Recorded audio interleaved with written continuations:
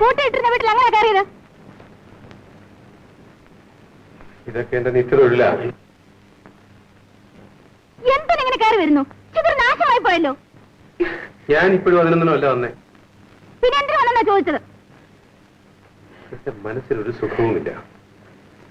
ആരുടെങ്കിലും കുറച്ച് തുറന്ന് സംസാരിക്കണമെന്ന് തോന്നി. ആഹാ, തനിക്ക് കുമ്പസാരിക്കാൻ എന്നെയാണോ കിട്ടിയത്? എനിക്ക് വേറെ ആരുമില്ലല്ലോ മാലതി. അതിനിപ്പോ ഞാനെന്താ വേണം? ഇതിപ്പോ കൊത്തി കൊത്തി മോർത്തിക്കാരെ കൊത്തുകയാണല്ലോ. മതി മതി, എണീക്കൂ. ഇതൊന്നും ഇവിടെ പറ്റത്തില്ല. വേറെ സ്ഥലം നോക്ക്. എണീക്ക്. എണീക്കാനാ പറഞ്ഞത്. വിശേഷം മാറിയല്ലോ.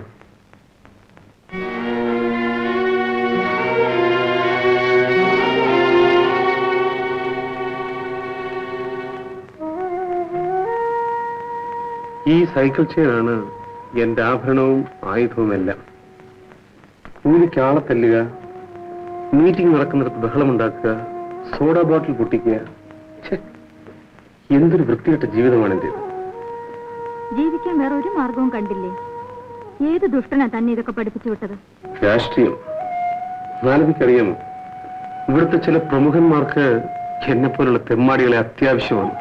കേവലം വയറ്റിപ്പഴുപ്പിന് വേണ്ടി മനുഷ്യന്റെ ജീവനോടാണോ കളിക്കുന്നത്? അടികൊണ്ട് അവർ പിടയുമ്പോൾ തന്റെ മനസ്സിൽ സാധാരണ തോന്നാറില്ലേ? ഇത്രയും കാലം എന്റെ മനസ്സ് മരവിച്ചു കിടക്കുകയായിരുന്നു. പക്ഷേ ഇന്ന് ഞാൻ കാരണം ഒരാൾ മരിച്ചു. എന്താ? ആരെങ്കിലും കൊന്നോ?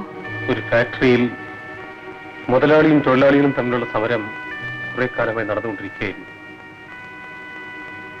യൂണിയൻ നേതാവ് കേശവൻ ഒരു ദിവസം സൈക്കിളിൽ വന്നുകൊണ്ടിരുന്നപ്പോൾ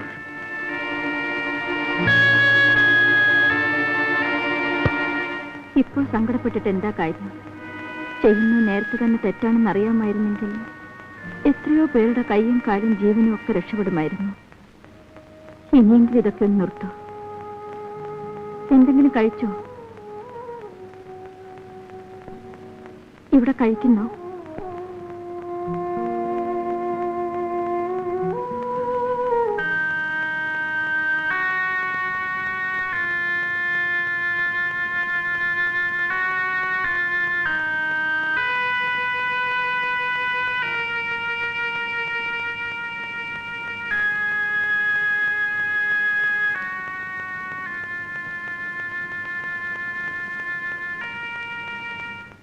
എന്താ ഒന്നും കഴിക്കാത്തത്? ഈ ചോറിന് വേണ്ടി നീ എന്തെല്ലാം അനുഭവിക്കേണ്ടിയിരിക്കുന്നു എന്നാലോചിച്ചു. ഇതെല്ലാം ഇപ്പോൾ ആലോചിക്കേണ്ട വല്ല കാര്യമുണ്ടോ? കഴിക്കൂ. അമീഷ കണ്ടില്ലേ? 1 കിലോ ചോറും വേണ്ട, ഒരു കുന്തം വേണം. ഇല്ല, 1/2 കിലോ.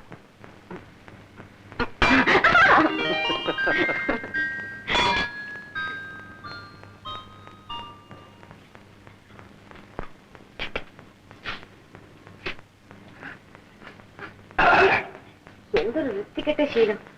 ഒരു മൂക്കുപ്പൊടി വല്ല കള്ളോ ചരയാണെങ്കിൽ പിന്നെ സഹിക്കാം. ഇതിന്റെ സുഗന്ധം നിനക്കറിയാം.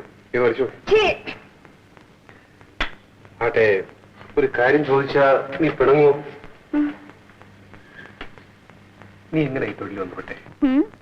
കോളേജിൽ പഠിച്ച് ഡിഗ്രി എടുത്തു. വെറുതെ ചെളിയിൽ കൈയിട്ട് മുഖത്ത് തേക്കണോ? എങ്ങനെയാണെന്ന് അറിയാമെന്ന് വെച്ച് ചോദിച്ചതാ. ആരോട് ചോദിച്ചാലും പറയും നമ്മുടെ ഈ സമുദായമാ. എന്റെ അച്ഛൻ മരിച്ചിട്ട് ദിവസങ്ങൾ പോലും ആയില്ല. എന്റെ അമ്മയ്ക്ക് തനിച്ചു കിടക്കാൻ വയ്യാതായി. ഒരു ദിവസം എന്നെ തനിച്ചാക്കിയിട്ട് അവരുടെ ഒരു കാമ്പന്റെ കൂടെ ഇറങ്ങിപ്പോയി. 16 വയസ്സേ അന്നെനിക്കുണ്ടായിരുന്നു. പക്ഷേ എന്നിൽ കണ്ട സ്ത്രീരൂപം പലരെയും ആകർഷിച്ചു തുടങ്ങി. അയ്യോ, എത്ര സഹതാപികളായിരുന്നെന്നോ എനിക്കെന്നുണ്ടായിരുന്നത്. പുതിയ പുതിയ അച്ഛന്മാര്, അമ്മാവന്മാര്, ചേട്ടന്മാര്. ഇന്നിതാ 6 കൊല്ലമായി സർവീസ് തുടങ്ങിയിട്ട്. 22 വയസ്സായി എനിക്ക്. ഉള്ളു തുറന്ന് സംസാരിച്ചോണ്ടാ ഉള്ള വയസ്സ് പറഞ്ഞത്. മറ്റുള്ളവരോട് പറയുന്നത് 18 10 രൂപയുടെ കൂടുതൽ കിട്ടുമല്ലോ. നീ എപ്പോഴെങ്കിലും ജയിലിൽ പോയിട്ടുണ്ടോ? ഒരു പ്രാവശ്യം. എത്ര കാലം മാപ്പ് കിടന്നു? 3 മാസം. പ്രതിക്കൂട്ടിൽ തലയും കുനിച്ച് നിന്നിരിക്കണം. ഞാനെന്തിനു തല കുനിക്കുന്നു? പിന്നെ തല കുനിച്ചത് ജഡ്ജിയായിരുന്നു. അതെന്താ? കുറ്റബോധം അങ്ങേർക്കുണ്ടേ. വയറ്റിപ്പിഴപ്പിന് വേണ്ടി തൊഴിൽ ചെയ്തവളെ ശിക്ഷിക്കേണ്ടി വന്നല്ലോ എന്നോർത്ത് തന്നെ. അതെ, മാലതി പറയാറുണ്ടല്ലോ, ഈ തൊഴിൽ നിനക്ക് അവസാനിപ്പിച്ചൂടെ? എന്നിട്ട് ജീവിതമാർഗം? ഞാനുണ്ട്. മനുഷ്യരുടെ കൈയും കാലും വെട്ടി ജീവിക്കാമെന്നോ?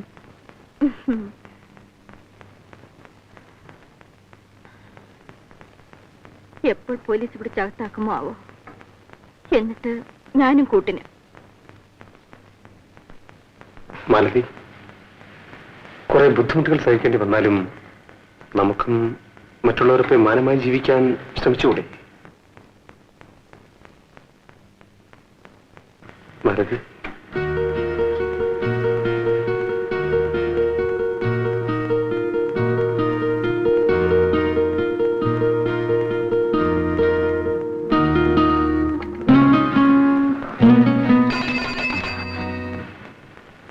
മാലതി, ശരി ശരി, പൊയ്ക്കോ. എന്താ മല്ലി? ദയവ് ചെയ്തൊന്ന് പോകൂ. എന്റെ പഴുപ്പ് മുട്ടിക്കാതെ, എന്റെ മനസ്സിനിട്ട് കുഴയ്ക്കാതെ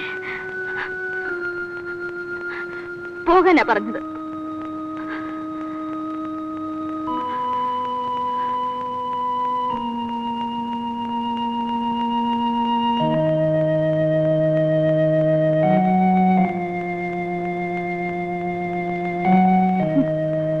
എന്റെ ഡ്യൂട്ടി സമയം.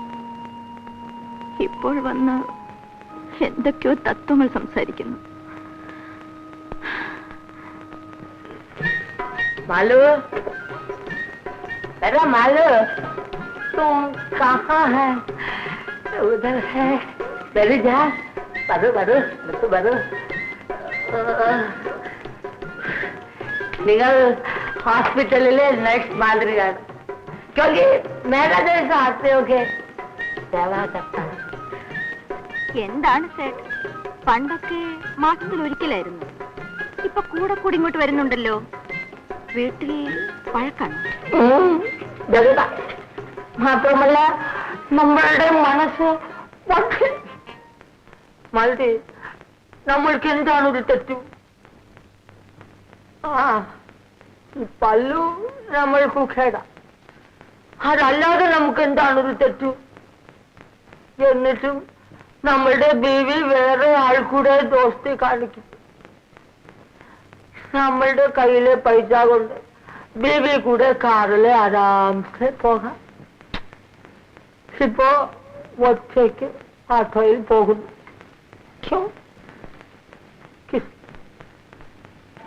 നമ്മളുടെ മനസ്സും പൊട്ടിപ്പോയി. പേരും ആട്ടോ അമൃതലാലും ആയി.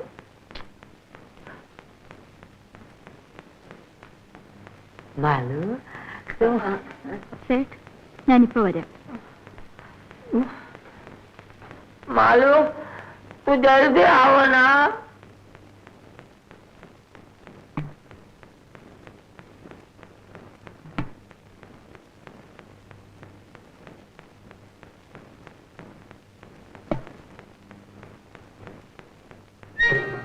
ഹലോ, നമ്മളുടെ കയ്യിലെ കാശിന് നിൻ പോലെ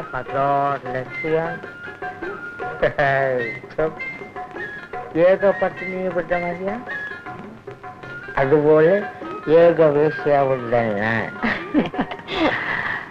മാലു, മാലു, നീ നമ്മളുടെ ഭാര്യയേക്കാൾ നല്ലതാണ്. ക്യോങ്കി നമ്മളുടെ മാർമേലെ കിടന്നു നീ നമ്മളെ ഓർക്കും. ലേക്കിൻ നമ്മളുടെ ഭാര്യ നമ്മളുടെ മാർമേലെ കിടന്നു വേറെ ആളെ ഓർക്കും.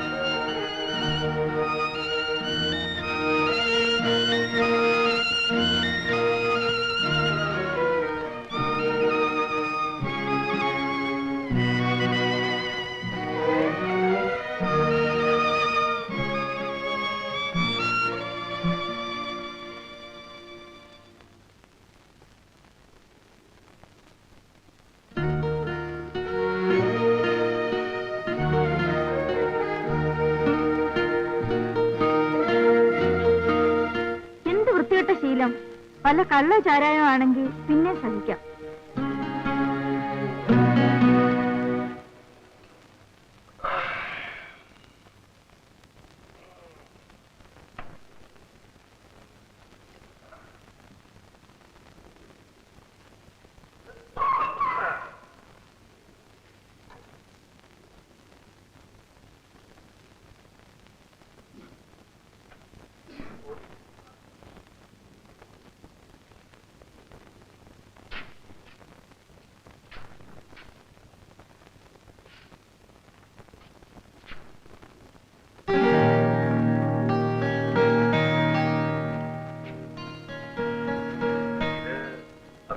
മാത്രമെന്നാണോ? അതെ.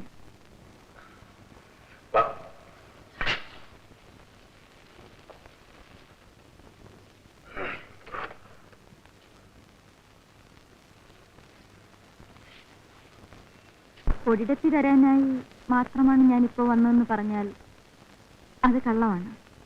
പിന്നെ വന്നത് പൊടിപ്രശ്നത്തിനല്ല, ജീവിത പ്രശ്നത്തിനാണ്.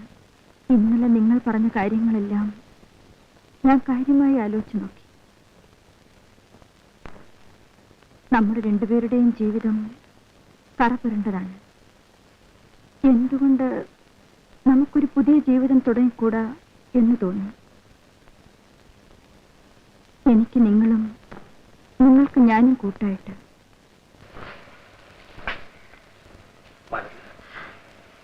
പക്ഷേ ഒന്നുകൂടി ശരിക്കാലോചിച്ച് തീരുമാനിക്കേണ്ടത് നിങ്ങളാണ്. മീൻ കച്ചവടക്കാരുടെ മടിയിലുള്ള രൂപനോട്ട് കണ്ടിട്ടുണ്ടോ? അഴുക്കം പിടിച്ച് അരികെല്ലാം മടങ്ങി മടക്കെല്ലാം കീറി നാറ്റവുമായി. അതുപോലത്തോളാണ് ഞാൻ. നല്ലതുപോലെ ആലോചിച്ച് നോക്ക്. നോട്ട് അഴുക്കാണെങ്കിലും അല്പം കീറിയതാണെങ്കിലും അതിന്റെ വില കുറയുന്നില്ല. ആട്ടെ, നിനക്ക് എവിടുന്ന പെട്ടെന്ന് ഈ ഭൂതോദയം ഉണ്ടായത്?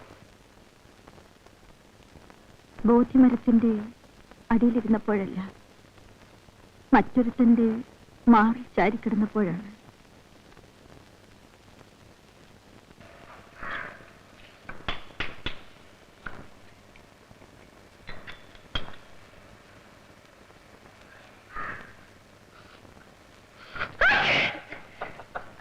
പൊടി വലിച്ചത് ഞാനല്ലേ? അല്ലേലും ആണുങ്ങൾ ചെയ്യുന്ന തെറ്റിന് ശിക്ഷ അനുഭവിക്കേണ്ട ഞങ്ങൾ സ്ത്രീകളല്ലേ?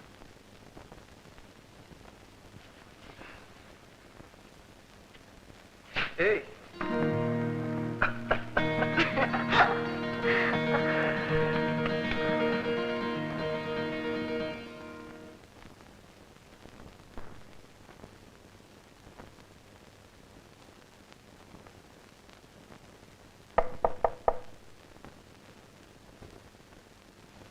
മാലതി, പുതിയ ജീവിതം തുടങ്ങിയതിന്റെ എന്തെങ്കിലും ലക്ഷണങ്ങളൊക്കെ ഉണ്ടോ? എവിടെ? ഇവിടെ. അയ്യോ, 1/2 കിലോ കുറഞ്ഞല്ലോ. ആ, അത് മാത്രമല്ല, പൊടി സായത്തിന്റെ ലക്ഷണം കൂടിയുണ്ട്. ഇങ്ങനെയൊക്കെ നടന്നാല് എല്ലാരും സാറേന്ന് വിളിക്കും, പിന്നെ നിങ്ങൾ ജോലിയും കിട്ടും. പിന്നെ ഒരു കാര്യം, ഇനി അടിതടയൊക്കെ നിർത്തണം കേട്ടോ. ആ, നോക്കാം. ഇതെന്താ എഴുതിയിരിക്കുന്നത്? വീണ്ടും വരികയെന്നാണ്. ഇത് കണ്ണാടിയിൽ എഴുതാൻ സ്ഥലം കിട്ടിയതാ? ഇവിടെ വരുന്നവരെല്ലാം പോകുമ്പം ഈ കണ്ണാടി നോക്കി തല ചെയ്യും. അപ്പൊ ഇത് വാങ്ങിക്കുമല്ലോ, അതിനു വേണ്ടിയാ. ആ, ആദ്യം അത് തൂത്തുകള.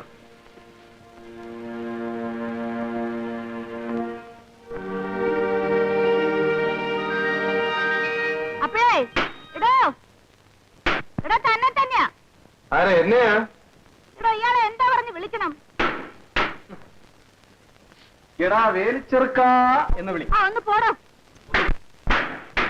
താനിങ്ങോട്ടൊന്ന് വരാവോ? എന്തിന്? അയ്യോ, ആ കപ്പ വെന്ത് കുഴഞ്ഞു കാണും. അടുപ്പിൽ നിന്ന് ഇറക്കി വയ്ക്കാവോ?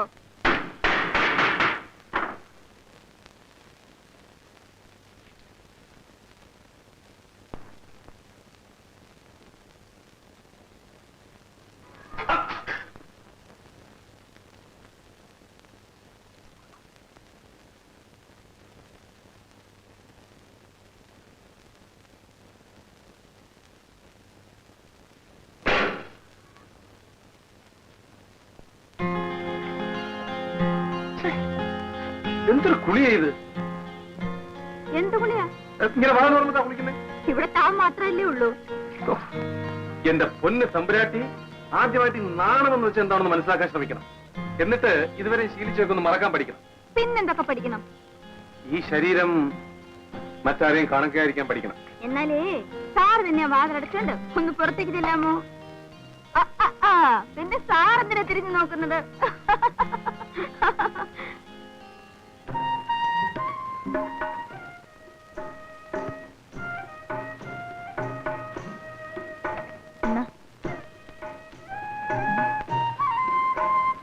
ഇത് കണ്ടോ? എന്റെ ഭർത്താവിനെ കൂടാതെയുള്ള സന്തോഷമോ സ്വർഗീയ സുഖാനുഭവങ്ങൾ പോലുമോ ഞാൻ കാക്ഷിക്കുന്നില്ല. അദ്ദേഹത്തെ കൂടാതെ എനിക്ക് ജീവിക്കുവാൻ സാധിക്കുന്നതല്ല എന്ന് സാവിത്രി പറഞ്ഞു. ഇത് കേട്ട യമൻ എന്നാൽ അങ്ങനെ തന്നെ ആകട്ടെ എന്ന് പറഞ്ഞ് സത്യവാന്റെ ജീവനെ ബന്ധിച്ചിരുന്ന കെട്ടഴിച്ചു. ഹേ ഭാഗ്യവതിയും ഭർത്തൃഭക്തിയുമായ സതീരത്നമേ, ഭവതിയുടെ ഭർത്താവിനെ ഞാൻ ഇതാ മോചിപ്പിച്ചിരിക്കുന്നു. വിജയം കൈവരട്ടെ എന്ന് അനുഗ്രഹിച്ചു. ഇങ്ങനെ സാവിത്രി തന്റെ സാമർഥ്യം കൊണ്ട് തന്റെ ഭർത്താവിനെ രക്ഷിച്ച് ഭാഗ്യത്തിലേക്ക് നയിച്ചു. നീ ഇതിങ്ങനെ ഓടിച്ചു വായിക്കുന്നല്ലോ, ഇതിന് മുൻപ് ഇത് വായിച്ചിട്ടുണ്ടോ?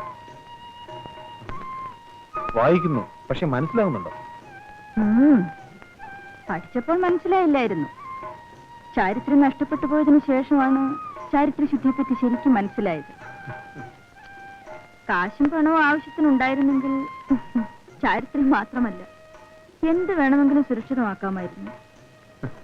എന്താ ചിരിക്കുന്നത്? പണക്കാരെല്ലാം ചാരിത്രശുദ്ധിയുള്ളവരാണെന്നാണോ നിന്റെ വിചാരം? പിന്നെ എന്റെ ഒരു അനുഭവം പറയാം. കണ്ടമാനം പണമുള്ള ഒരു പണക്കാരൻ, എന്തോ പൂർവ്വവിരോധമായിരിക്കാം, അടിച്ച് സൂപ്പാക്കണമെന്ന് പറഞ്ഞ് വേറെ ഒരു പണക്കാരൻ 1000 രൂപ എന്റെ കയ്യിലെടുത്തിരുന്നു. ഞാൻ അയാളുടെ ബംഗ്ലാവിലെത്തുന്നു. ചെന്ന